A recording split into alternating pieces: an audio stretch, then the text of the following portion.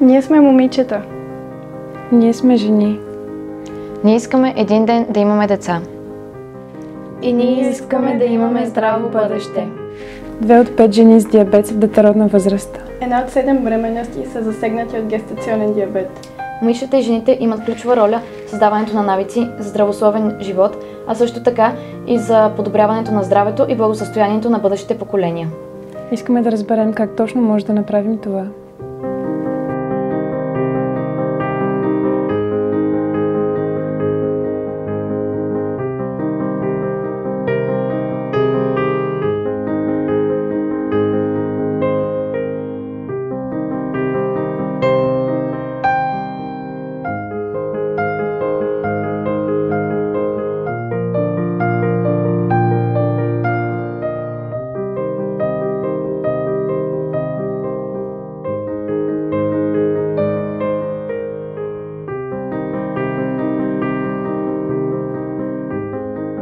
Можем ли да кажем, че бременност и диабет са възможна комбинация?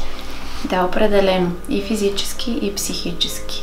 От резултатите от нашата анкета, за която ще ви разкажем по-късно, се видя, че около половината от пациентките с диабет вече се радват на едно успешно реализирана бременност с щастлив край, здраво детенце.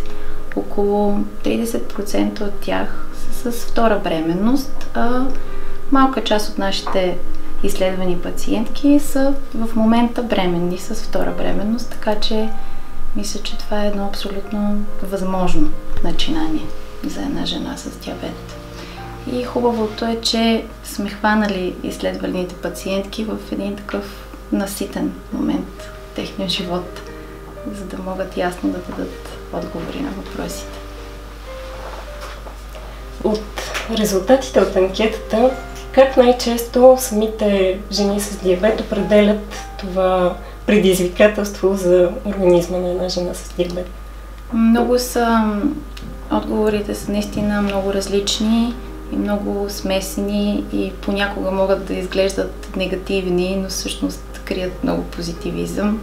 Повечето от жените го определят като контрол и грижа, непрестанна. Други като предизвикателство, трети като щастие с едно на ум, четвърти като тревожност, по-пасивните личности, по-колебливите, като страх и безпокойство и колебания, а други, които може би не са до такава степен информирани, като рискове. Един от най-често срещаните отговори е всъщност предизвикателството.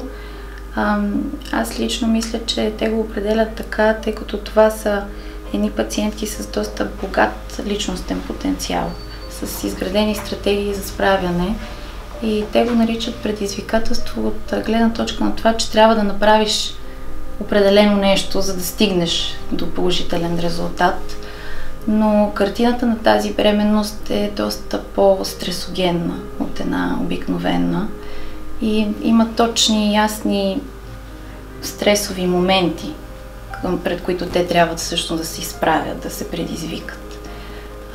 Разбира се, непрестанното следене на показателите на майката и на бебето е сериозен стресогенен фактор, режимът, който трябва да се спазва, самото раждане като процес, задължителния престой в реанимацията и, разбира се, не на последно място, промените, които могат да настъпят във външния вид, в самите показатели на диабета и финансовият фактор седи малко по по-различен начин за тези пациентки, тъй като самите посещения и манипулации са по-чести, свързани отново с контрола на диабета. Може ли да се каже, че анкетата води по някакъв начин момичетата по стъпки от началото до завършка на това начинание бременността с диабет? Да, абсолютно. Целта на нашата анкета, правихме заедно с целия ни екип от пациентската организация, беше да изобразим тази бременност като един психосоциален феномен, освен здравен. Тъй като повечето проучвания относно това заболяване, изключително широко разпространено, са фокусирани повече върху медицинската и техническа част.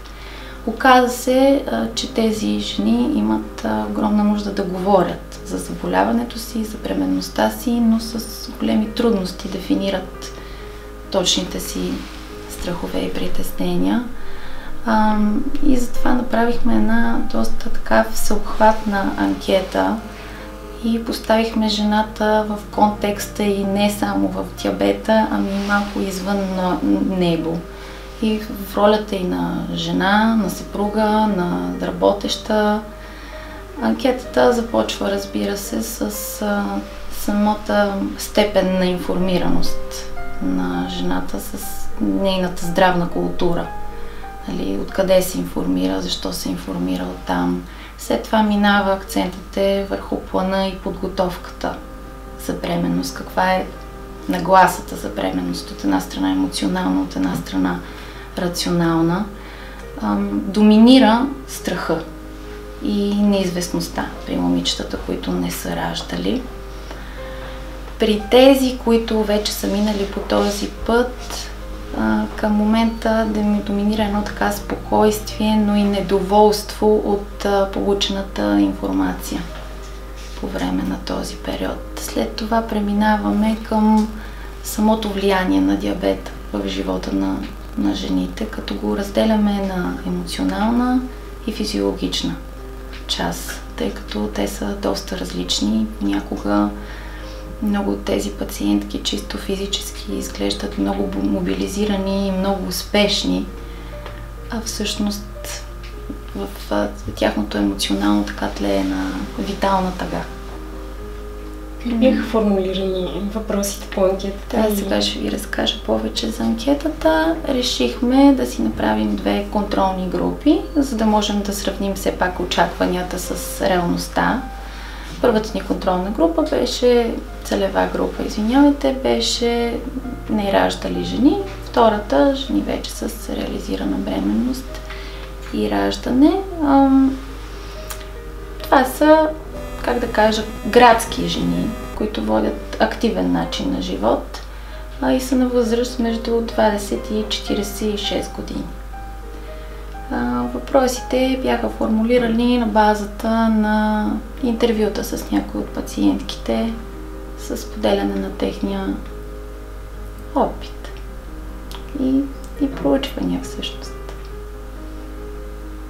Да разберем сами, получиха се много интересни резултати, тъй като така успяхме да обхванем всъщност преходът на тези жени към майчинство. Нали, тези тънки нюанси, които се случват, като се промени в живота на жената и по някакъв начин, колкото и да ощастливяват целия свят, те го и дезорганизират. Малко или много. Кои отговори от анкетата са най-интригуващи за теб като психолог? За мен като психолог най-интригуващи са как се активират едни изключително архаични страхове на самата личност. Като, разбира се, в много висока степен по време на този период на бременността, и това е абсолютно нормално, нали? Не говорим за нищо над нормата и за нищо, което не е очаквано да се случи. Активира се, разбира се, страх от смъртта и живото застрашаващите функции. Понеже съзнателно или несъзнателно, голяма част от тези жени са наясно, че при недобър контрол настъпват усложнения и обърквания. Другия страх, доста изконен, който се активира, това е страха от загуба на физически контрол. Нали, че всъщност понякога се случват неща, които не зависят от нас. И има промени, които не можем да предвидим. Или дори медицината, колкото и да е напреднала и да дава възможност за контрол, някои неща се влияят от дори емоционалното ни състояние. Друг страх, който много силно се активира, особено при младите момичета, това е страха от загуба на автономност и независимост. Тоест, че ти винаги ще имаш някакво ограничение в спонтанните си действия. Независимо дали ще решиш да отидеш на ресторант или на тренировка, или да пътуваш някъде, или в спорта. Много от анкетираните жени казват, пречи ми да спортувам, да поддържам фигура.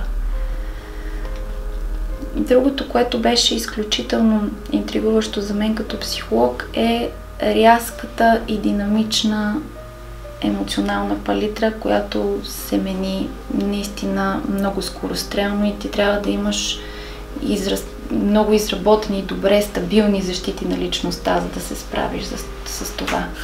Преди бременност, емоционалният фон, нали, общо на диабетните пациентки е с леко потисната емоционалност. Нали? Доста от тях споделят, че понякога чувстват липса на положителни емоции, че страдат от някакви проблеми с самооценката. Нормалните за всяко едно младо момиче проблеми, просто в една по-висока степен, така катализирани и проявени. Че понякога изпитват апатия.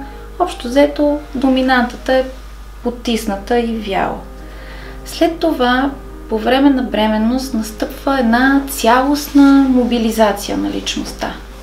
Ти си въоръжен с хиляди неща, които трябва да следиш, да правиш за себе си и разбира се за бъдещето ти дете. В същото време трябва все пак да изпълняваш своите социални и семейни задължения. И от една вяла, потисната леко емоционалност, минаваме в абсолютна мобилизация и в същото време тревожност. И в същото време щастие.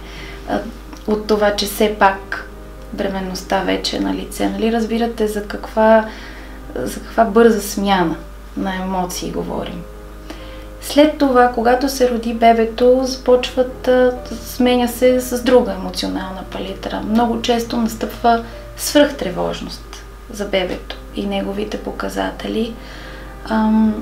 В доста по-сериозен риск са тези жени от следродилна депресия. Могат да се наблюдават проявления след раждането на бебето, като неглижиране на собственото здраве, липса на организация и време за почивка. Има и варианти, когато жените пък делегират задълженията си към бебето на роднини, близки, партньори и т.н.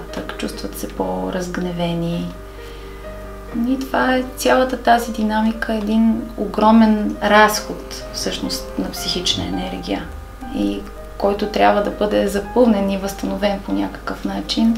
Така че моят апел е, ако усетите по някакъв начин тези неща да се задълбочават, нека да се обърнат към специалист.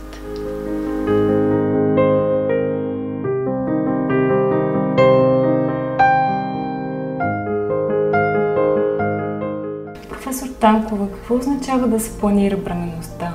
Колко време преди забременяване е важно да се следи нивото на кръвната захар? Изключително важно е при жените с захарен диабет бременността да бъде планирана. Това означава, че тя трябва да настъпи при поддържане на добър гликемичен контрол.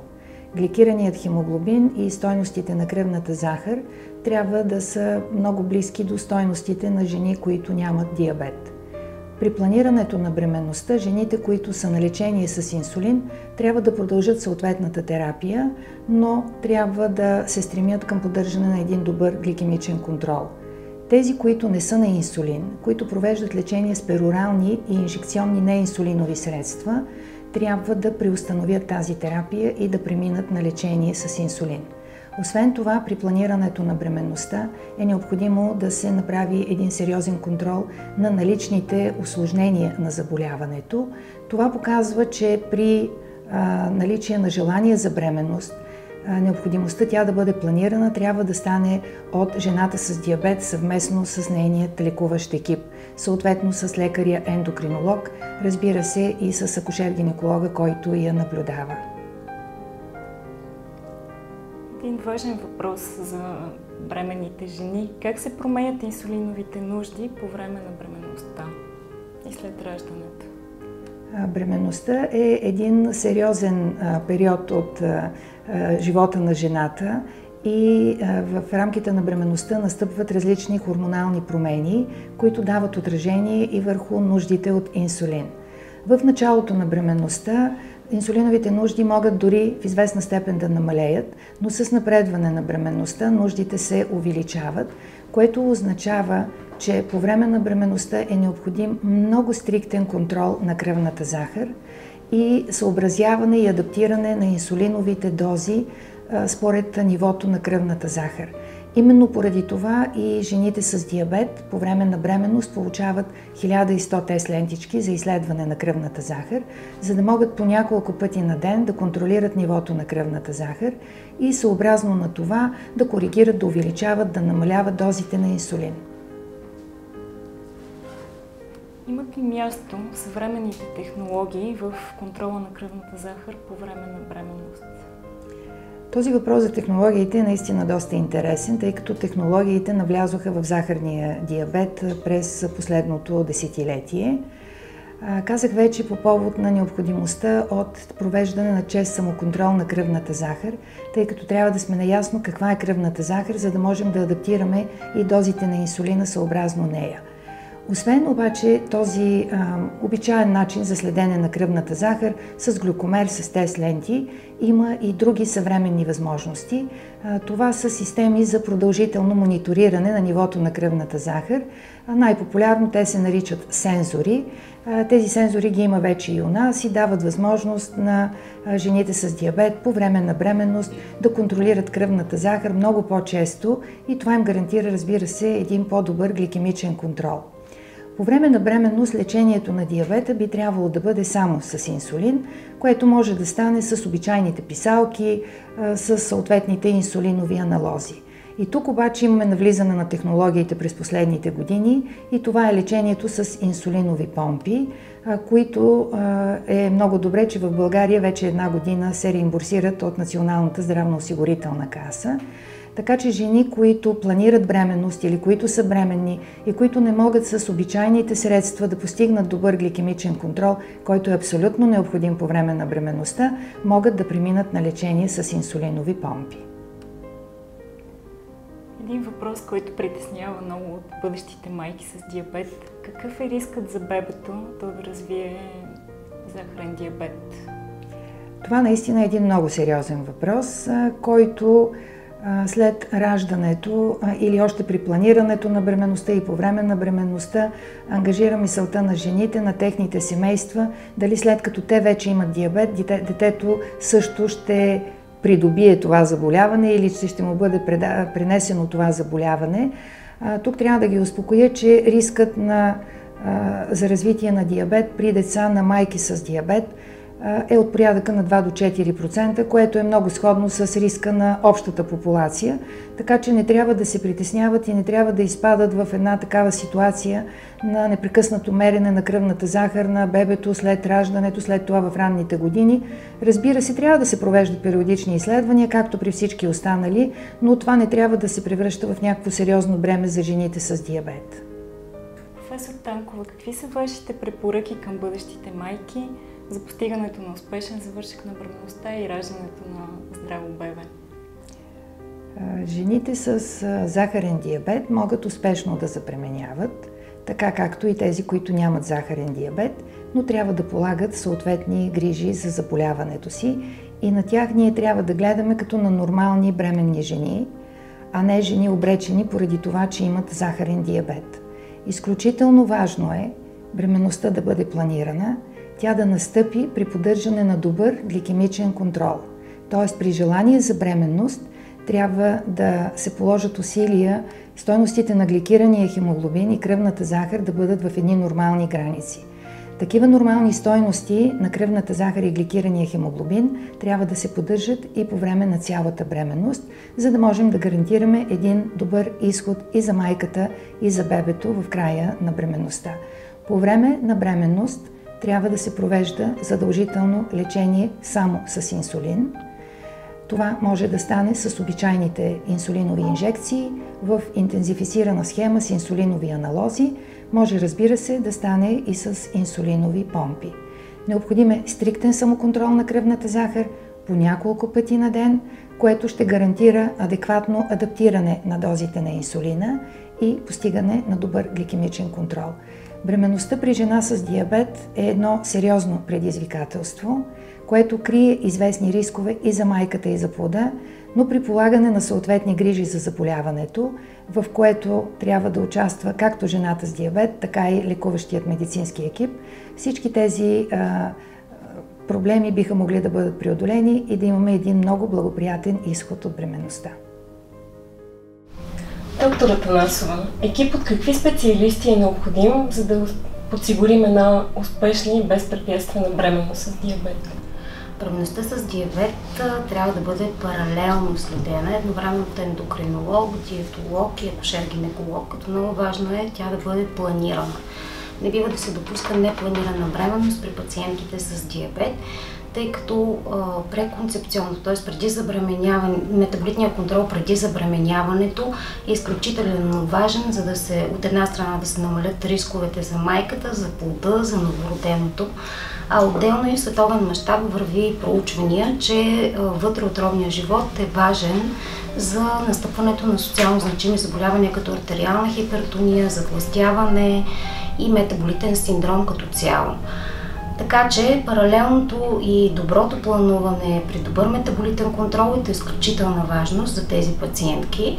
Отделно по този начин ние намаляваме честотата на спонтанните аборти, която и без това е по-висока, на различните структурни малформации, аномалии в плодовете и всички останали усложнения по време на бременността. Бременността трябва да бъде планувана и отлагана, но не прекалено дълго, защото до голяма степен усложненията зависят и от давността на диабета, не само от метаболитния контрол. Отлагането на бременност и контрацепцията, която може да бъде използвана, според съвременните изисквания и критерии, може да бъдат използвани абсолютно всички познати на пазара средства, включително и хормоналните орални контрацептиви, според последните ни проучвания. При диабет и те трябва да бъдат, метода на контрацепция трябва да бъде избиран единствено според индивидуалните предпочитания и контраиндикации при пациентите. Не само за това, че те имат диабет. И все пак, ако се случи при една непланирана бременност, се сложи показатели, какво бихте посъветвали пациентки? Зависи колко лоши са показателите. Задължително първото нещо е да се изследва какво е нивото на гликирания хемоглобин. При нива над 10 се препоръчва прекъсване на бременността. Другото, ако трябва да се проследи бъбречната функция, при високи нива на креатинин, албумин, креатининов уринарен клиранс, гломерулна филтрация, която по време на бременност вече не се използва, се препоръчва консултация с нефролог и паралелно взимане на решението дали тази бременност е безопасна за пациентката. По-трудно ли се случва забременяването при жените с диабет? Не бихме могли да кажем подобно нещо, по-скоро е по-трудно износването на бременност при захарен диабет тип 2 и при инсулинова резистентност. Да, понякога е нарушено и е затруднено забременяването, но при тип 1 не. А вие специалистите препоръчват секцио при диабетичките, за да се избегнат евентуалните рискове при естествено раждане? Не се препоръчва, зависи от метаболитния контрол преди забременяването, по време на бременността и решението за начина на родоразрешение зависи само от тези показатели. При една добре контролирана, добър контрол на метаболитен контрол по време на бременността и недопускане на макрозомия при плода, както и изоставане или пък настъпили други усложнения с майката и с плода, не се препоръчва цезарово сечение, а опит за вагинално раждане. Всичко обаче е индивидуално и жените с захарен диабет могат да раждат по вагинален път.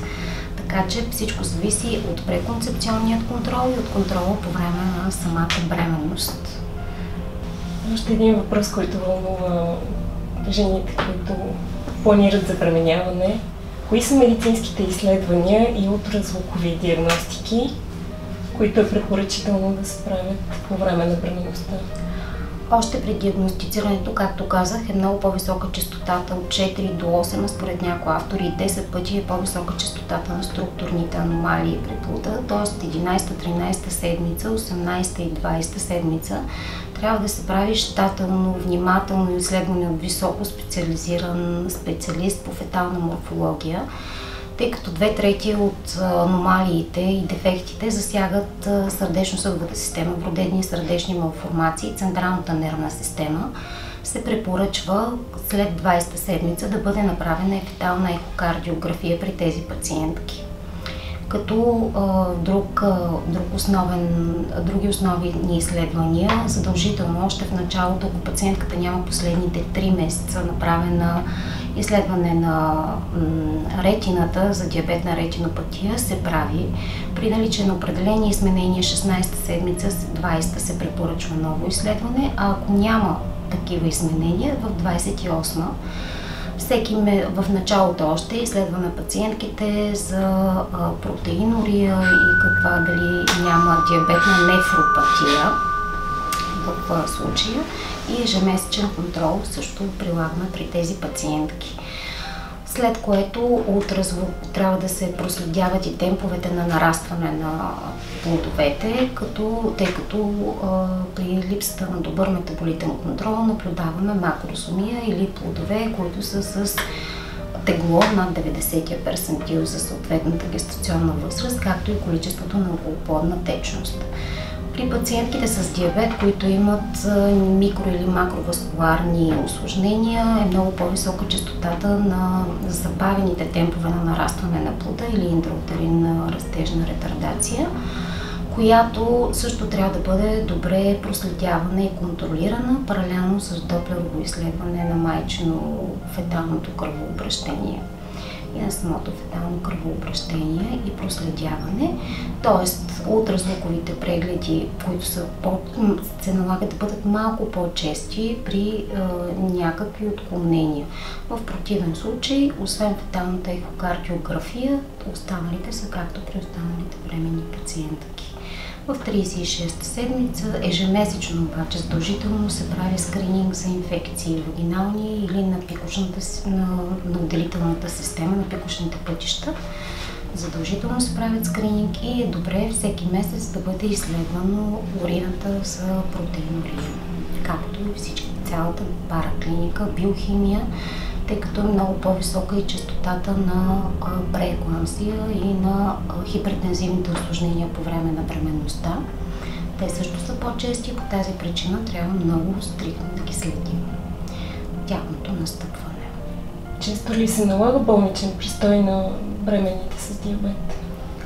По правило, обикновено ги хоспитализираме един път месечно, за да бъдат проследявани паралелно плода, неговите темпове на нарастване, околоплодна течност, както и майчините показатели и търсенето на белези за макросомия, интраутеринна ретардация, също така за проследяване на нивата на кръвната захар и при необходимост корекция на инсулиновите нужди.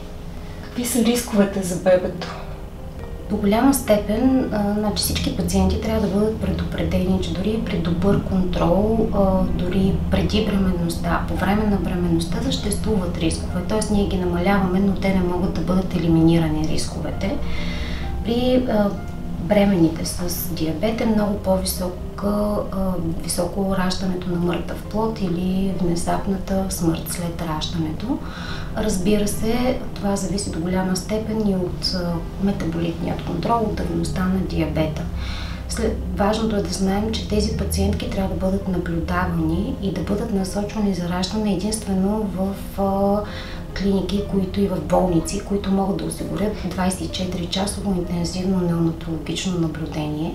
След раждането децата са склонни, на майките с диабет са склонни от развитието на хипогликемия, поради което поне първите 24 часа стриктно се следят нивата на кръвната им захар. Отделно те са склонни към полицитемия, към хипербилирубинемия, което е свързано и с жълтеницата, това е жълтеницата всъщност при новородените, с хипокалциемия до степен на гърчове и тетания, хипомагнезиемия, а при липсата на контрол в част от случаите те развиват и кардиомиопатия с нарушения в сърдечния ритъм и във функцията на сърцето. Така че тези деца трябва да бъдат по поети от отделения, в които може да... Отделно респираторният дистрес синдром при тях също е много по-висок, защото белодробната зрелост при плодове на майки с диабет настъпва много по-късно и обикновено те имат известни затруднения в дишането след раждането, особено при пациенти, които не са добре контролирани.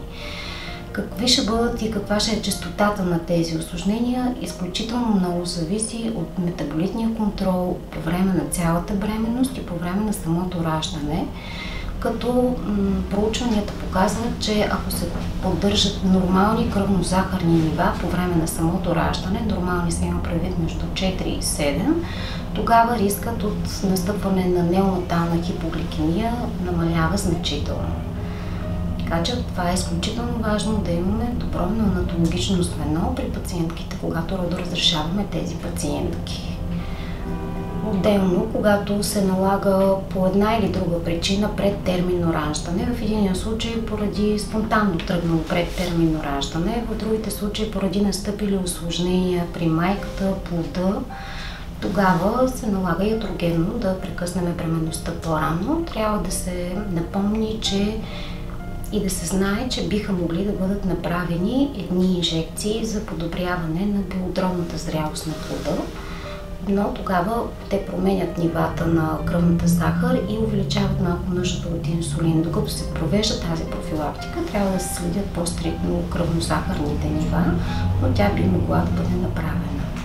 От една страна, за намаляване на хипогликемиите след раждане е важно плодовете да бъдат захранени, новороденото да бъде захранено възможно най-рано след раждането, като кърменето трябва да се насърчава и диабета не пречи на пациентите да кърмят. Единственото, което пациентките трябва да знаят е, че след раждането, по време на кърменето, има много по-висок риск да изпаднат в хипогликемия, като препоръките са да приемат да се хранят непосредствено преди или по време на самото кърмене и при необходимост да намалят инсулиновите си дози, пак много свързани с кърменето.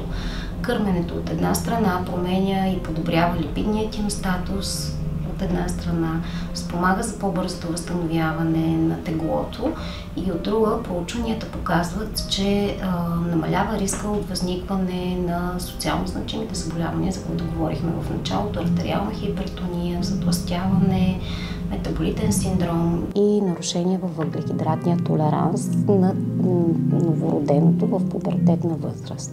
Доктор Атанасова, какво е вашето послание към жените с диабет, които искат да станат майки? Всяка жена има правото да стане майка и трябва да опита, като много важно е при диабетичките и при пациентите с диабет бременността да бъде планувана, да не се допускат непланирани бременности. Плануването да бъде с подходящ метаболитен контрол, ако трябва смяна и преминаване на интенсифициран режим, промяна в начина на хранене и забременяване само когато сме постигнали добър метаболитен контрол. С това ние гарантираме или по-скоро повишаваме процента на успешните бременности, намаляваме рисковете за спонтанни аборти, структурни аномалии, усложненията по време на бременността и раждането. И не на последно място, раждането при тези пациентки, когато са били с добър метаболитен контрол преди, по време на бременността, може да завърши по вагинален път. Те да си кърмят и всъщност рисковете за тях да се доближат до общата популация. Т.е. не бива да се допуска бременност непланирана и при лош метаболитен контрол. Трябва да се направи всичко възможно тези пациентки да бъдат съветвани преди да забременеят, да бъдат добре контролирани паралелно от акушер-гинеколог, диетолог при необходимост и ендокринолог. Професор Георгиев, защо е необходимо раждането при диабетно болни да бъде винаги с секцио? Това е един много важен въпрос, когато предстои раждане на жена, която е с диабет. Нека започнем обаче малко по-отдалече, преди да отговорим конкретно на този въпрос. Общо известен факт е, че диабета е заболяване с много висока социална значимост и тя пораства във времето непрестанно.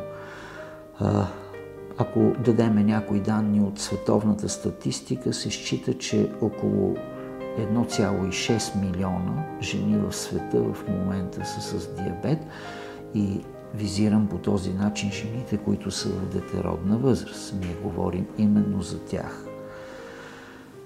Диабета, който протича с промени в въглехидратния и метаболитни промени също така, от най-общ смисъл, може да доведе до много сериозни рискове за бременността. Най-високата заплаха е от смърт на плода ин утеро в матката и това нещо подлежи на много по-стриктен контрол по тази причина. Ние трябва да бъдем с повишено внимание към една такава бременност. Тук се наместват и генетични моменти.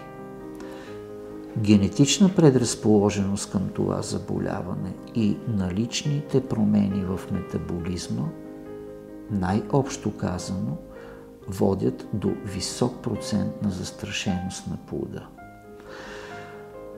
От друга страна, много често жените с диабет раждат бебета с високо тегло. Това е така наречената макрозомия на плода.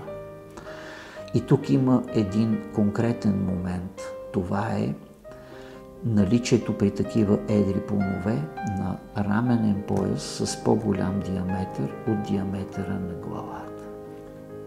Въпреки всичко това, което изброихме обаче, ако няма данни за макрозомия на плода и ако диабетът е много стриктно, много добре контролиран, може да се обсъжда раждане по естествен механизъм. Но отново ще изтъкна, че това е в много нисък процент като възможност. За да подсигуриме благополучието от протичането на бременността, за да подсигуриме раждането на жив плод, ние най-често практикуваме планово цезарово сечение при такива жени.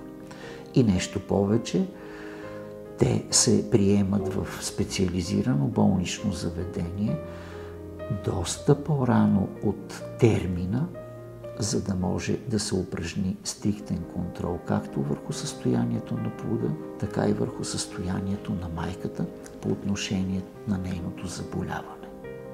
Един въпрос, който вълнува много от жените с диабет, родилки. Как протича един престой в реанимацията? За какво се следи и какво се случва там? Една жена, която е с диабет и е родила наскоро, се нуждае от изключително стриктен контрол на нивата на кръвната захар в кръвта на много по-чести периодики, отколкото в състояние на небременност или в непосредствения следродов период. Това е лабилен период за управление, ако мога така да се изразя, на кръвната захар. Тя варира изключително драматично някой път. Редуват се периоди на високи стойности с периоди на ниски стойности на кръвната захар. Това налага много по-чести, взимането на много по-чести проби за определянето на кръвнозахарните нива и също така налага венозно приложение на инсулини с инфузионна помпа. Това гарантира още по-точно дозиране, много по-бързо отреагиране при промени в стойностите на кръвната захар. Съгласете се, че нещо, което е направено подкожно, не може да бъде след това изведено от организма, докато една венозна инфузия във всеки един момент може да бъде и спряна, и променена, така че това е интензивният подход за наблюдение и управление на кръвната захар при такива пациенти. В акушеро-гинекологичната практика при раждането на жени, които са с диабет, даже ние използваме и понятието буферна хипергликемия. Това е в понятие, което използваме, подход, който използваме в непосредствения предродов момент. Защото тогава се очакват хипогликемични инциденти, раждането ще завърши и с хипогликемия на плода, а такъв плод е витално застрашен. Тогава ние преследваме кръвно-захарни нива между 7 и 9 милимола на литър. Точно това е смисъла на понятието буферна хипергликемия, която е хипергликемия от умерено ниво. Тя по никакъв начин не застрашава моментното състояние на майката, която предстои да ражда, било первиас, било оперативно. Лабилитета на диабета започва още с началото на бременността. Аз мисля, че е добре известен факт, нека обаче да го повториме, че бременността утежнява протичането на диабета. В периода на 3 триместъра на бременността се изисква много по-стриктно наблюдение на вече бременната жена. Много по-чести контакти с лекуващия и лекар-ендокринолог. Също така по-чести прегледи от акушер-гинеколог. И съвместно трябва да се решават абсолютно всички нововъзникнали въпроси, които касаят протичането на диабета в условията на бременност. Какви са вашите препоръки към бъдещите майки за постигането на успешен завършек на една бременност, за раждането на едно здраво бебе? При пациентите от женски пол, които са с диабет, този въпрос трябва да стои постоянно в тяхното съзнание.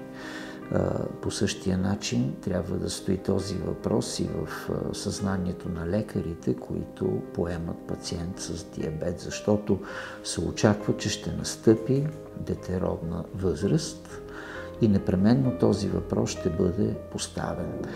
Така че за подготовката за едно забременяване, за подготовката за едно износване на настъпила бременност трябва да се мисли отдалече. По друг начин казано, е редно бременността да бъде планирана и да настъпи в условията на много добър въглехидратен и метаболитен контрол. И тук трябва да направя и една добавка. Много е важно подходящия хранителен режим. Нима това не е именно в основата на понятието въглехидратен и метаболитен контрол. Защо е важно да говорим по този начин? Защото е неоспорим факт, че все повече млади момичета, които влизат в детеродна възраст, за съжаление са за затлъстяване. Това е основен метаболитен проблем.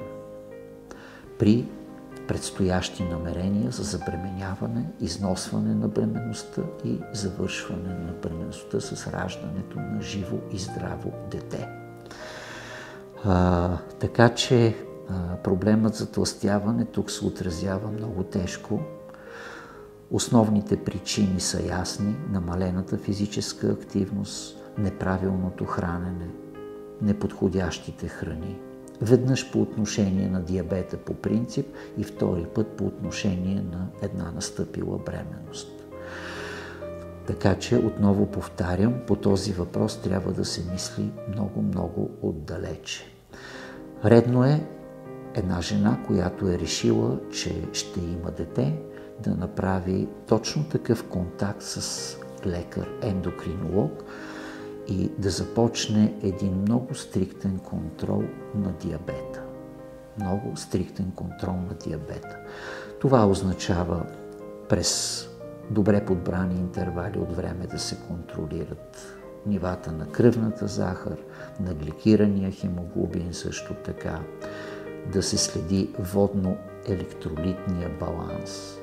Тук искам да отворя една малка скоба и да кажа, че например в рамките на първия триместър при настъпила бременност, точно това е възможно да се случи.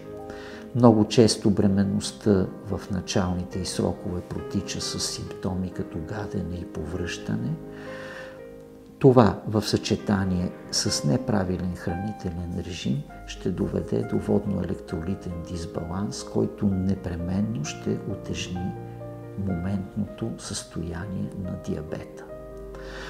Това беше само един от множеството примери, които могат да бъдат дадени като доказателство защо е необходимо да има по-чест контрол на диабета в условията на бременност. Такъв пациент трябва отрано да бъде известен, отново ще повторя, за групата от 3 специалисти, които ще поемат такъв пациент, а именно акушер-гинеколог, ендокринолог и анестезиолог-интензивист.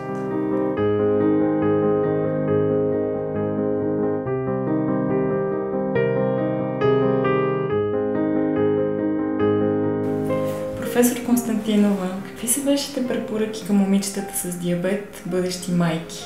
Има ли залог за успешна бременност и какъв е той според вас?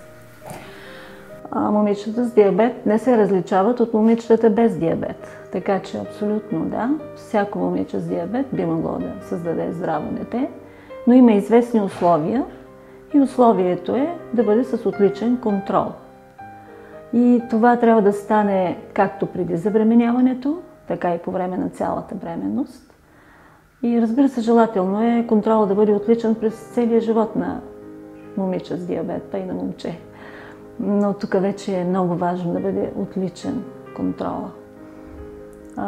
Така че ако се планира бременност, което е най-доброто, защото бременността представлява все пак един стрес за организма, трябва да се подходи умно, разумно и да се прави контрацепция преди постигането на отличния контрол.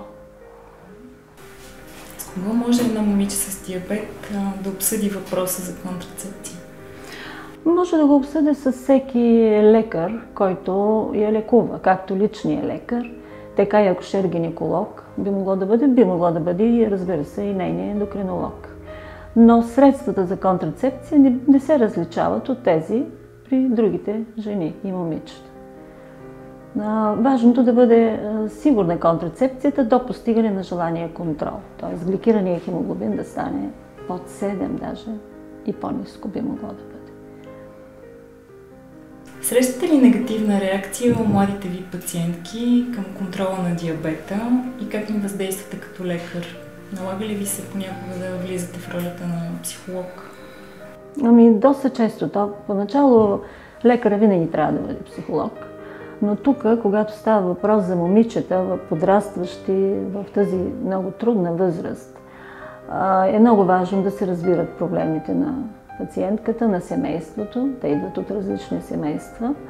И понякога, не че има негативна реакция, аз бих казала по-скоро неразбиране за важността на проблема с контрола на диабета, някак неглижиране.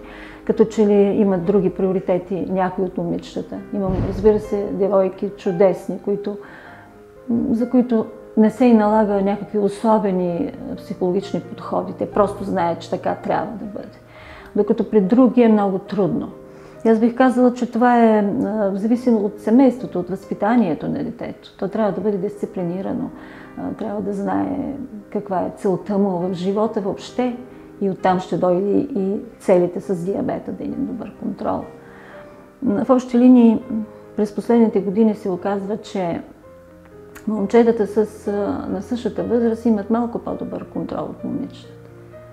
Не знам как се получава, но това е световен мащаб, включително и в нашата страна.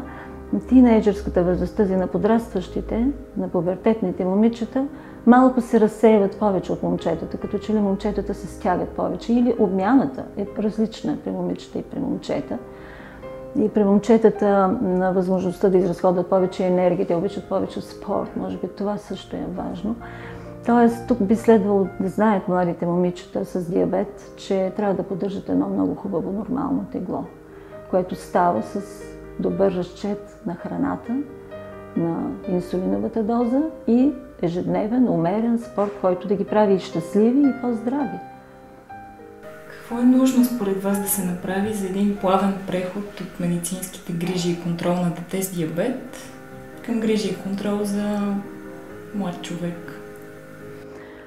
Тук много трябва да се направи. За съжаление, не сме направили нещо, кой знае какво. Нямаме добра връзка педиатрите, ендокринолози и възрастните, въпреки че се познаваме много добре, но някак така системно не сме изградили система за прехвърляне. След минаване на тази възраст, те отиват при ендокринолог по желание. Сега тук в София ние концентрираме от цяла България почти момичета и момчета, но вече след навършване на 18 години те си отиват по места, за да им е по-удобно, по-лесно. Тоест нашата цел, педиатрите, е много добре да ги научим. Ако има достатъчно време, те да станат експерти в лечението си. След това те само трябва да следят новостите, ако има някаква новост, допълнително да я прилагат. Но основите на лечението трябва да се дадат от нас, педиатрите, що се касае за деца с диабет от най-ранна възраст и тинейджърска възраст. Някой път, когато се разболее едно дете на 17 години, нямаме достатъчно време, защото обучението не е 2 прегледа или 3 прегледа, то е години наред трае. Така че има какво да се направи, но така или иначе аз бих дала акцента на личната мотивировка, на личното желание, на разбирането, на много интелигентното отношение към диабета, защото той наистина трябва да бъде управляван. Не може да се поддаваш на непрекъснато на изкушения и да правиш каквото си искаш. Трябва винаги да има някакъв контрол, който е трудно, но при добро желание, при добра мотивираност това се получава.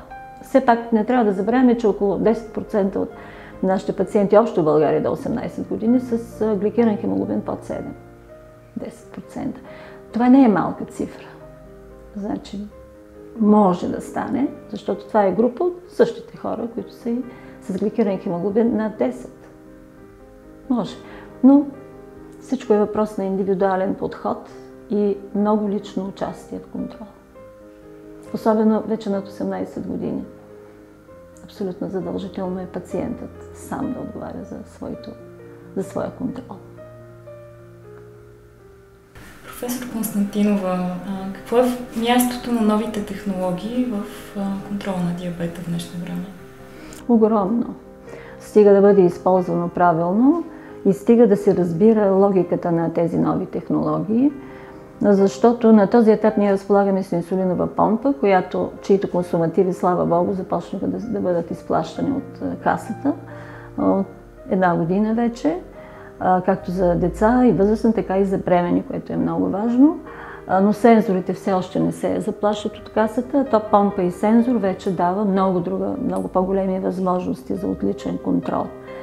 Но все още това не е изкуствената жлеза.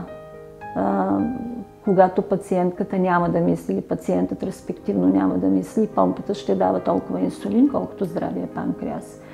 И затова е необходимо да се управляват тези технически средства. Тоест пак е необходим интелект за разбиране и за управление на диабета. Помощта от сензора е огромна, защото чрез непрекъснатото визуализиране на колебанията на глюкозата, тя е интерстициална глюкоза, в зависимост от храна, спорт, стресово състояние, инфекция или някакво друго състояние, може пациентът лично, сам той, и с помощта, разбира се, на екипа, ако е необходимо, да разгадае неговите индивидуални нужди. Много важно е тук да се води сметка и да се пише какви храни приема, какво количество, не само въглехидрати, но и вида на храната. Защото тя също се отразява, и белтъчните, и мазнините се отразяват на кръвната глюкоза и на глюкозата. Така че като се знае при каква храна, т.е. да се види един ден, в който всичко е било добре, или един отрязък от ден, в който всичко е идеално, стойностите са в рамките на зелените граници, т.е.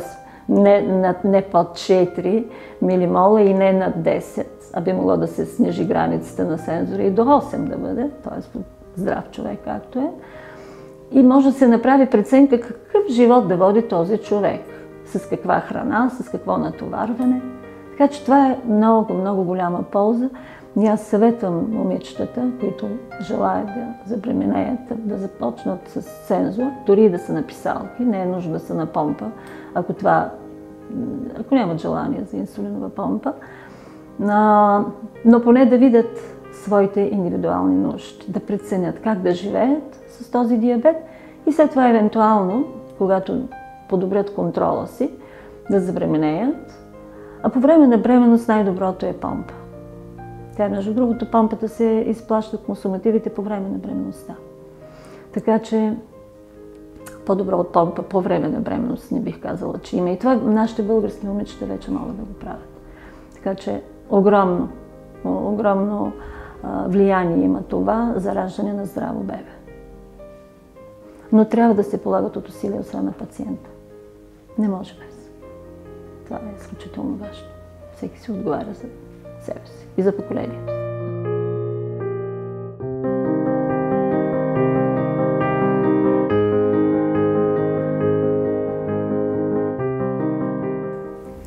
Как бихте коментирали, че много жени в днешно време търсят отговорите на сериозен здравен проблем, като бременността с диабет, в интернет или от свои познати със същия проблем? Действително сега във времето на интернет, във времето на социалните мрежи, много хора се информират по различни здравни проблеми по интернет или от хора, които вече са имали този проблем, което не е лошо, но това показва, че може би има някаква недостатъчно добра комуникация между съответният пациент и неговият лекуващ лекар или лекуващ екип.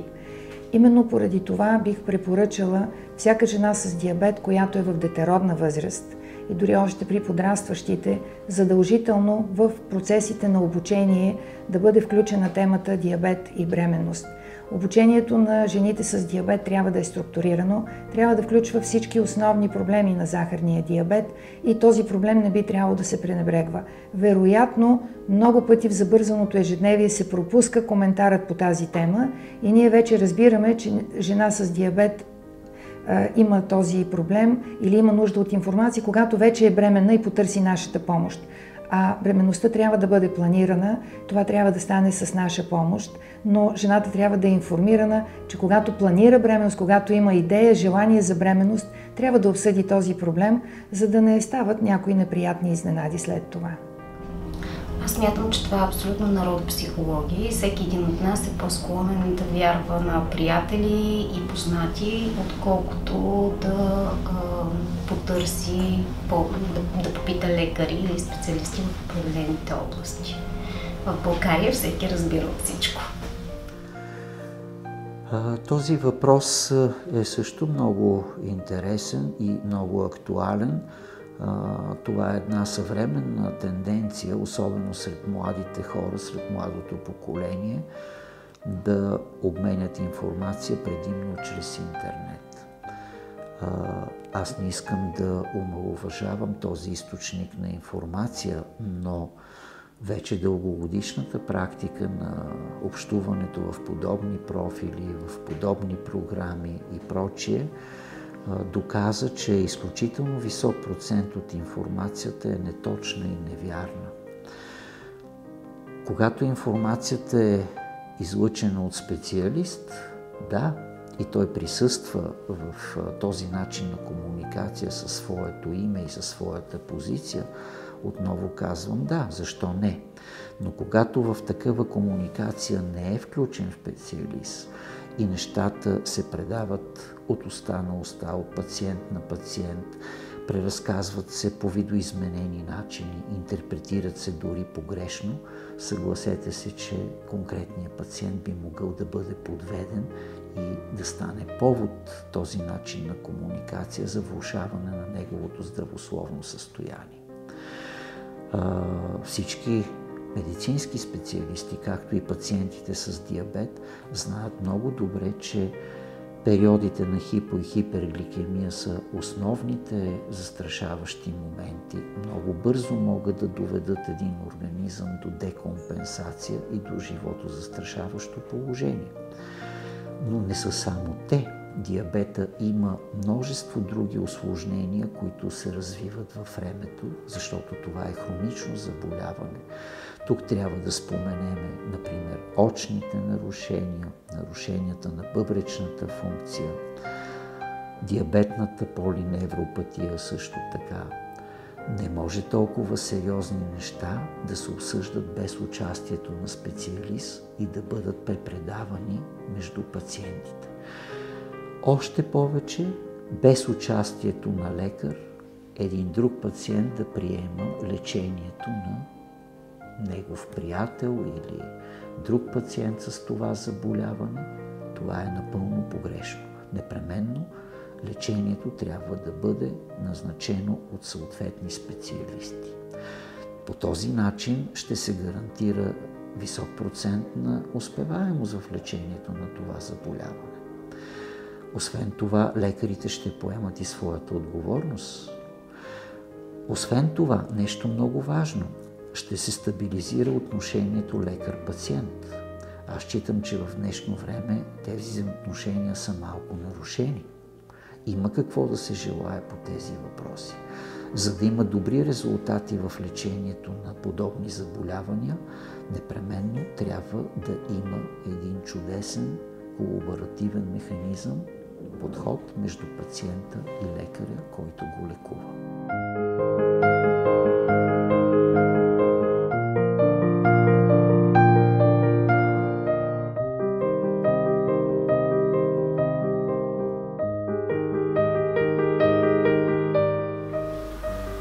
Какви препоръки ще дадете на жените с диабет от позицията на психолог и основен участник в проекта за женско здраве?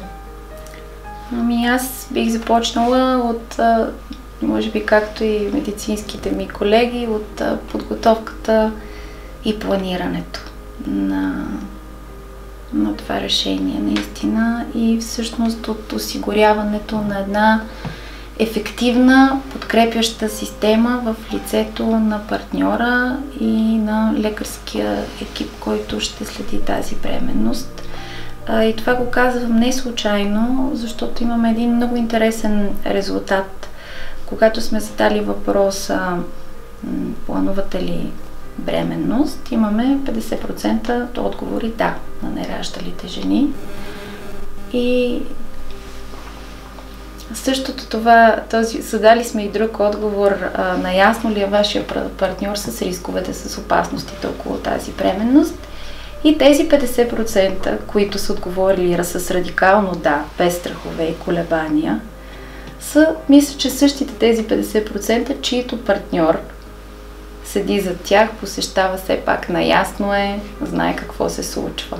Много така ясно в самите ни резултати изпъкна това, че който има една стабилна подкрепа, да, решава се на тази стъпка. Разбира се, не е нужно да превръщате партньора си в половин доктор, защото има и такива ситуации, в които той следи бременността, влиза дори на някакви процедури, които са малко нетипични. Все пак нека жените по-скоро чисто емоционално да търсят неговата подкрепа. Това е в крайна сметка на вашия мъж и той ви приема като жена и като интимен партньор, а не само като човек, страдащ от хронична болест, чието показатели трябва непременно да се следят. И просто моят съвет е жените с тази болест да не потискат удоволствения компонент от живота, въпреки ограниченията, да си изградат някаква система от награди, когато спазят някакъв определен контрол, да се награждават с нещо, което им е приятно за други хора. Други препоръки, които бих дала освен да следят това емоционално състояние и да дозират емоционалното и физическото. Не може да се взимат решения под превеса на едното или на другото. Доста от тези пациентки залитат в една свръхфиксираност върху тялото и телесните показатели, което малко блокира възможността за изказване, споделяне и вербализиране на всъщност тези страхове, за които говорихме. Така че моя апел е така да се дозира и да се развие една себерефлексивност и към физическите показатели, и към емоционалните, за да се следи все пак тази динамика, за която говорихме. И да се дава лице на страховете. Защото от моите интервюта с тези пациентки, те казват страх, ние тревожим се, но от какво седи някакси безобектно, няма лице, няма обективизация. Когато човек назове страха си и го иерархизира, той много по-добре знае срещу какво всъщност се бори. И мисля, че точно там е така крайъгълния камък на това. Мисля, че тези пациентки имат огромен потенциал да се справят с това, просто трябва да знаят срещу какво всъщност се изправят. Друго, което мога да кажа е все пак по повод на подкрепящите системи и семейството, оставете този момент за вас и партньора ви. Понеже семействата при хронично болни пациенти така имат понякога една свръхпротективна позиция към тези хора, нали, не позволявайте много интрузивно да се нахлува. Все пак това е вашия най-съкровен момент. Другото, което забелязах изградете си едно стабилизирано отношение към лекарите и към медицинските манипулации като цяло, които със сигурност ще ви съпровождат до края на бременността. В момента тези жени са с много амбивалентни позиции. Някои от тях само единствено се уповават на лекарите, други тотално не желаят да слушат техните заръки, някои ги смятат за не до там компетентни, използващи остаряли методи, нали, по-скоро преди бременността. Медицинските процедури ги натоварват и ги дразнят и те го мислят за загуба на време. А след това, когато вече забременяването е факт, пък започват да се вглъбяват само в това нещо. Така че нека да има едно стабилизирано и реално отношение, защото постоянното люшкане от това вярвам им на 100%, не им вярвам, и не носи спокойствие на личността. Просто за мен по време на бременност с хронично заболяване трябва да се мобилизира цялостно личността. Не само физически, ами основно психически. И затова решението трябва да е и рационално, и емоционално, тъй като наистина има доста лишения, ограничения, репресии. Разбира се, трябва да си осигурят тези жени време. Бременността не е период, в който трябва да свръхкомпенсираме в работата, сред близките си. Плюс това тук, в този случай, трябва малко повече време, защото има хоспитализации, повече изследвания. Повечето от нашите анкетирани пациентки казват, че са готови още един път да предприемат тази стъпка. Просто им трябва малко повече подкрепа и сигурност. Сигурност в лицето, разбира се, на нови техники за следене на контрола, още по-стабилизирани подкрепящи системи, но повечето определено са готови. Това е една много положителна новина и със сигурност темата, която започнахме, е много обширна и ще се наложи и нашия проект за женско здраве да продължи и в бъдеще. Сигурно.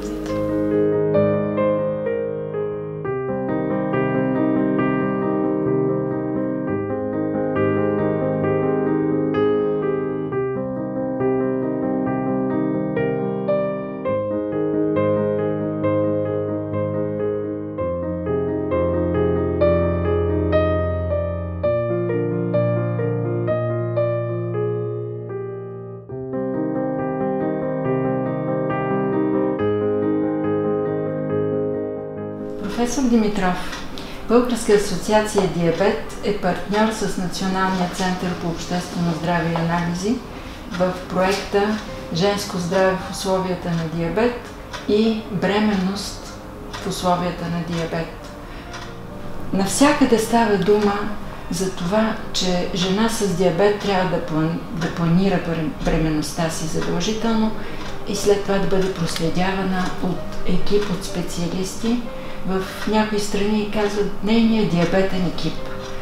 този диабетен екип всъщност тя сама трябва да го търси или с помощта на неин лекар, който я следи, да търси останалите специалисти, които да й помогнат в осъществяването на тази бленувана цел да има свое дете. Дали в България има шанс да има такъв диабетен екип, както е в света, в така наречените диабетни центрове? Това мислите ли, че е осъществимо и доколко във времето би могло да очакваме, че ще има такива екипи? Аз в началото искам да изразя нашето задоволство от партньорството с вас при изпълнението на този проект. И като представител на Националния център по обществено здраве и анализи ще изразя позиция от гледна точка на общественото здраве, обществено-здравното значение на диабета като социален проблем и по-специално как неговото поставяне на фокуса на нашата здравна политика на предна позиция би могло да реши включително това, за което вие говорите – диабетните екипи. Това естествено е свързано според мен с наличието на такава отделна, да кажем, национална програма, национален план за диабета, в който биха били разписани всички мероприятия, всички дейности, насочени към диабета. Като се започва от профилактиката, лечението, дългосрочните грижи и така нататък. Тоест, при всички положения, пак казвам, говоря не като специалист-клиницист, ендокринолог, не като лекар, който се занимава с диабетни пациенти, а от гледна точка на общественото здраве, а и от гледна точка на грижите за диабетните пациенти, смятам определено, че наличието на такъв диабетен екип при всички положения би бил много полезен, особено за жени, които искат да станат майки. Като част от някакъв голям национална програма, която да разписва и наличието на такива диабетни екипи, което би било признак за устойчивост на това нещо. Защото, да кажем, на локално ниво някъде, където има условия, би могло да бъде направено, но ние, ако говорим на ниво обществено, на ниво нация, мисля, че това е изключително важно с цел неговата устойчивост. Първо да бъде поставено определено наличието, създаване на такива екипи и ако е разписано в такъв документ, то вече ще има устойчивост за неговото изпълнение. Така че да, смятам, че това е изключително важно. Всъщност, вие отговаряте и на моя следващ въпрос, който беше дали националната програма за диабета, ако такава бъде гласувана от Народното събрание, би спомогнала за подобряване на профилактиката и медицинските грижи за хората с диабет и в частност би спомогнала за осигуряване на необходимия комплекс от грижи за проследяване на бременност с диабет. Да, аз засегнах до известна степен този въпрос в отговора на първия ваш въпрос, но определено наличието на такъв отделна програма може да покрие целият континуум от необходими действия в тази област. Профилактика, лечение, дългосрочни грижи. Вече могат да бъдат разписани там всичките тези профилактика, лечение, дългосрочни грижи и рехабилитация по отделни таргетни групи. Деца, майки, бременни, възрастни и така нататък. В момента в нашата страна се изпълнява Националната програма за превенция на хронични незаразни болести. В нея тази програма има изложен, има такъв елемент, който касае и дейности в областта на диабета. Това държа да го подчертая. Може би диагностика? Значи там тази програма като цяло, ако може само две думи да кажа тази програма, тя е Национална програма за превенция на хронични незаразни болести, която е насочена към 4 заболявания: сърдечно-съдови, злокачествени новообразования, диабет и хронични заболявания на дихателната система. И е насочена срещу 4 рискови фактора: тютюнопушене, злоупотреба с алкохол, ниска физическа активност и хранене. Тоест, виждате, тук ние имаме двата от основните рискови фактори за диабет: нездравословно хранене и ниска физическа активност, едни от тях. Първата част на програмата е борба с тези рискови фактори, втората част е насочена към ранна диагностика на тези заболявания. Включително разписани мерки за ранна диагностика. Тоест, ние все пак имаме програма, която така цели, има действия насочени към диабета, но това не пречи да има отделна програма, която ще обхване, пак повтарям, цялата гама от необходими грижи за диабетно болните. Защото ние тук говорим превенция за рисковите фактори и ранна диагностика. По-нататък ние не продължаваме. Да, точно, разбира се. Така че, да, ние имаме програма, която до определена степен е насочена и към диабета, но при всички положения необходимо е да има такава национална програма за диабет, както между другото и за някои други такива социално значими заболявания.